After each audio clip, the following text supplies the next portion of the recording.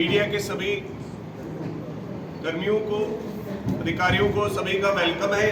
J&K electrical engineering graduate association और J and K power employees and engineer coordination committee की तरफ से, जैसा कि आप जानते हैं, 9 सितंबर को एक दिन का 24 घंटे का पूरा मास प्रोटेस्ट लीव रखा गया और आपने उस प्रोटेस्ट को कवर किया, जहां पे जूनियर इंजीनियर से लेकर चीफ इंजीनियर और टेक्निकल कैडर के तमाम टेक्निकल कैडर का सपोर्ट, डेली वेजेस का सपोर्ट इस 24 आवर की कॉल को बहुत ज़बरदस्त तरीके से मिला। और पूरे जे.एंड.के में हमने बताया कि किस तरीके से रिजेंटमेंट को एक्सप्रेस करने के लिए चीफ इंजीनियर भी प्रोटेस्ट में शामिल होने के लिए मजबूर किए गए। आज के डेट में 9 तारीख के प्रोटेस्ट के इतने दिन होने के बाद भी, क्योंकि हमने उस दिन गवर्नमेंट को फिर से हमने जब इनडिफरेंट एटीट्यूड गवर्नमेंट का देखा और गवर्नमेंट की तरफ से कोई भी हाई लेवल पे इनिशिएटिव नहीं लिया गया at the level of the chief secretary और द लेफ्टिनेंट गवर्नर साहब की तरफ से, तो 9 तारीख को ये तय किया गया कि 25 और 26 को सितंबर को एग्जैक्ट 15 दिन के बाद 9 तारीख से 48 घंटे का जो है पूरा प्रोटेस्ट रहेगा, वर्क बाइकआउट रहेगा। सभी जो हमारे इंजीनियर्स और एम्प्लॉयज़ हैं 48 घंटे की जो अपनी स्टेटमेंट दे चुके हैं, जनरल काउंसिल डिसाइड कर चुका है। ये हमने कॉल 9 तारीख को ऑलरेडी कम्युनिकेट की है through writing to the government, also to the principal secretary of the government, to the power development department, chief secretary साहब को, इन सभी आला अधिकारियों को इस बात की संज्ञान कर दिया गया है कि 25 और 26 को जो है again a token 48-hour demonstration and protest will be carried out by the employees of the power development department. आपको जैसे पता है 750 से ज़्यादा इंजीनियरिंग कैडर की वैकेंसीज, जिसमें एक्सेंस की, एडब्ल्यूएस की, एईस की, जेईस की कमी बहुत ज़्यादा डिपार्टमेंट में है। नीचे टेक्निकल कैडर्स में 4000 से ज़्यादा पोस्टें खाली हैं, जिसकी वजह से डेली वेजेस अभी तक रेगुलाइज नहीं हो पा रहे। ये सभी कैस्केडिंग इफेक्ट है, इसको आप कहते हैं ऊपर से नीचे तक।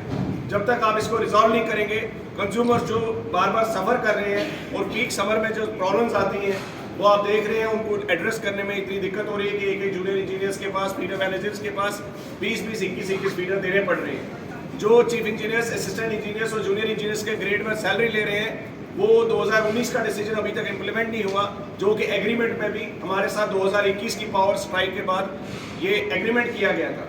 मैं जम्मू की जनता से और कश्मीर में भी आज ये प्रोविंस में पूरी एक प्रेस कॉन्फ्रेंस की जा रही है इसी मसले पे कि गवर्नमेंट ने जो agreements, commitments, state administrative council decisions, ये सब की अहमियत आजकल समझ नहीं आ रही है, ये डस्टबिन में क्यों जा रही है। इतने बड़े लेवल पे जब हम कोई डिसीजन करवाते हैं, इतनी फाइट बैक करते हैं, लोगों को कभी कभी इनकन्वीनियंस भी होता है, उसके बाद उन डिसीजंस के ऊपर इम्प्लीमेंटेशन क्यों नहीं होती, ये या तो आला अधिकारी जानते होंगे या तो इस देश के जो गृह मंत्री भी जानते होंगे, क्योंकि हम currently directly under the ministry of home affairs है, तो मिनिस्ट्री ऑफ होम अफेयर्स से भी ये रिक्वेस्ट करेंगे कि जम्मू कश्मीर में जो मुलाजिम काम कर रहे हैं पीडीडी में, उनके बजट में जो बाकी यूनियन टेरिटरीज में इंजीनियर्स और एम्प्लॉयज पीडीडी के सिमिलर पावर डिपार्टमेंट के काम कर रहे हैं, उनके एम्यूलमेंट्स, उनके एश्योर्ड कैरियर प्रोग्रेशन, उनके बाकी आपके करियर के जो भी प्रोस्पेक्टिव्स हैं वो कितना बेहतर है। और आज यहाँ पे इतना एफर्ट करने के बाद भी, इतने मीगर स्टाफ के होने के बाद भी, इतना एफर्ट डालने के बाद भी जब रिजल्ट्स नहीं आ रहे हैं, तो हम कहना चाहते हैं आदरणीय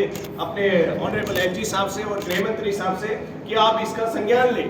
आज जो हमारा पहला नोटिस था 24 अगस्त का था, आज नियरली उस नोटिस को नियरली जो है 1 महीना होने को जाएगा 25 तारीख को, और 25 तारीख तक कोई रिजल्ट नहीं आए, ये कोई एक दिन की बात नहीं है। आप जो आज हम प्रेस कॉन्फ्रेंस इसीलिए फिर से कर रहे हैं ताकि सरकार को ये पता चले कि उन्होंने जो पहले हमारा 1 महीना होने को आएगा, 25 तारीख को 1 महीना होने को आएगा, और एडिशनल चार्ज सिस्टम अभी तक खत्म नहीं हुआ, बल्कि और एडिशनल चार्ज इन 10 दिनों में भी दिए गए। आपको यकीन नहीं होगा, चीफ इंजीनियर ट्रांसमिशन डिस्ट्रीब्यूशन को, जिन्होंने पूरा दिन पब्लिक को सुनना है, उनको चीफ इंजीनियर ट्रांसमिशन का भी चार्ज दे दिया।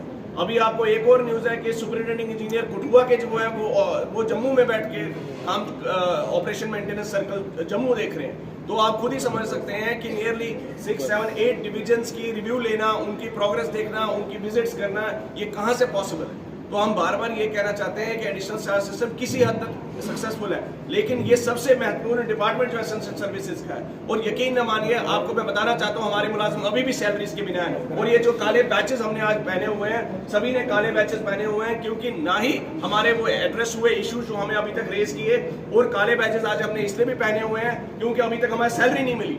मैं प्रिंसिपल सेक्रेटरी फाइनेंस से पूछना चाहता हूं, क्या उन्होंने अपनी सैलरी रोकी? उन्होंने अपने डिपार्टमेंट की सैलरी रोकी? उन्होंने अभी तक पावर डेवलपमेंट डिपार्टमेंट के 21,000 लोगों की तनख्वाह क्यों नहीं डाली? और दीगर डिपार्टमेंट जो उनकी नजर में हो, उनकी क्यों नहीं डाली?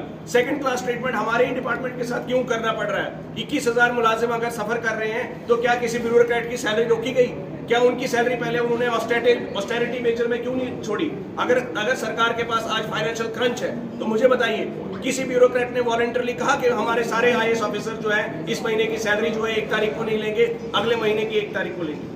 किसी केएस ऑफिसर ने कहा क्यों पावर डिपार्टमेंट के एम्प्लॉइज और इंजीनियर्स को सभी को सफर कराया जा पा रहा है? हमारा जो डेली वेजर है उसको 9,000 रुपए तनख्वाह मिलती है, वो 9,000 भी उसको नहीं दिए जा रहे हैं, और एक डेढ़ महीना डिले किया जा रहा है। आज कितनी तारीख होने जा रही है? 19 तारीख होने को जा रही है। पिछले महीने हमें 1 महीने बाद 25 तारीख को तनख्वाह मिली, इस महीने अभी तक सैलरी नहीं मिली। तो ये जो डिले हो रहा है, मुझे बताइए, अगर फाइनेंशियल क्रंच है तो क्या सिर्फ पीडीडी डिपार्टमेंट के लिए है, बाकी डिपार्टमेंट्स के लिए नहीं है? कोई आप फर्स्ट इन फर्स्ट आउट कौन सी सर्विस कर रहे हैं? हमारा 1 तारीख को बिल गया ट्रेजरी पे, आज 1 तारीख से 19 तारीख हो गई, अभी तक सैलरी नहीं है। सारे एम्प्लॉयज बिना सैलरी के बैठे हुए हैं। तो लगातार मैं पूछना चाहता हूं सरकार से कि आप ये इश्यूज को एड्रेस कब करेंगे? क्या आप ये चाहते हैं कि लोग सभी जो है मुलाजिम आप अभी अपने कॉम्प्लेक्स में जो है हम 25 और 26 को कर रहे हैं, अगर उस दिन भी ये सरकार अपनी बातों पे अमल नहीं करती है तो ये जो प्रदर्शन है सड़क पे उतरने के लिए 25 तारीख के बाद इसको कोई भी नहीं रोक पाएगा, और हम मजबूर होंगे अपने एम्प्लॉयज और तमाम। आज मैं बताना चाहता हूँ, यहाँ पे हमारे साथ डिप्लोमा इंजीनियर्स एसोसिएशन के लोग भी बैठे हुए, जयपाल शर्मा जी, यहाँ पे अखिल शर्मा जो डेली वेजर्स एसोसिएशन को लीड करते हैं वो भी है, लाइनमैन एंड वर्कर्स यूनियन के भी प्रधान बैठे हुए हैं, टेक्निकल एम्प्लॉयज फेडरेशन के एसडी सिंह साहब, रजिंदर सिंह जी बैठे हुए हैं, तमाम Bishan Singh ji electric employees union के बैठे हुए, 2 नॉन गेस्टेड एम्प्लॉयज यूनियन के बैठे हुए। ये सभी अहदेदार आज जेके का की ये कॉल जो है, क्योंकि आप समझ सकते हैं कि हमने सभी एम्प्लॉयज के मुद्दे इसमें रखे हुए हैं, और आज की डेट में ये सभी यहाँ पे आपको फिजिकली प्रेजेंट होकर अपनी ये शमूलियत इस कॉल में बताना चाहते हैं। और शायद सरकार ने पिछली बार ये समझ लिया कि ये जो लोग हैं शायद कुछ थोड़े से इंजीनियर्स प्रोटेस्ट कर रहे हैं, ऐसा नहीं है। 48 घंटे की जो हड़ताल होने जा रही है, जो प्रोटेस्ट होने जा रहा है, उसमें तमाम बिजली के सभी मुलाजिम जो है एकजुट होकर एक आवाज में पूछेंगे, why discrimination with PDD only.